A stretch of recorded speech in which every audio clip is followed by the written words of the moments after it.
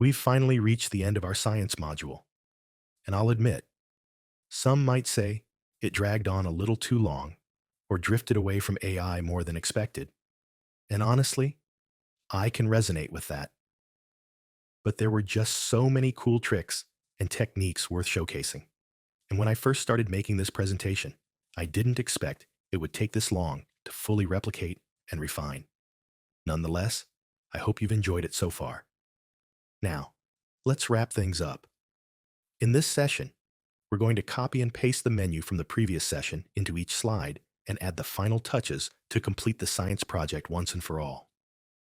Let's head over to the PowerPoint presentation where we have our 5 slides. Start by copying everything from the first slide. Remember, you can use Ctrl plus X to cut everything instead of just copying.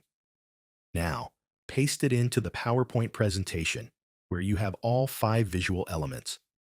Repeat this step for each of the remaining slides, making sure each menu corresponds correctly with its respective visual element.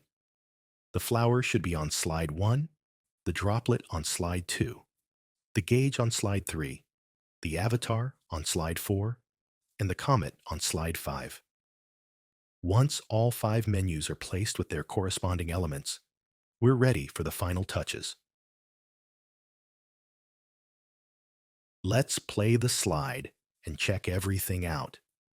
Take a moment to click through the menu and navigate between the slides. Watch how the morph transition smoothly moves the highlighted menu wheel. And make sure each visual element is correctly paired with its slide. Then, we just have one last thing to do. Add an animation to our text box. Head to slide 1, go to the Animations tab, and with the text box selected, click Add Animation and choose Grow and Turn.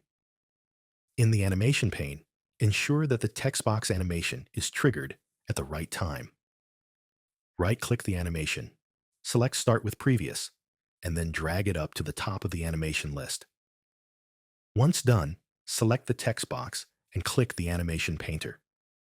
You can use the Animation Painter on one slide, then navigate to slide 2 and still apply the same effect.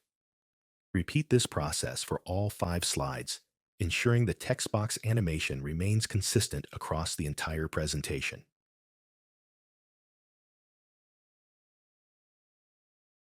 And we're done. You have now fully completed the science menu. It has been a long journey, but you've gained many valuable design and animation skills using PowerPoint.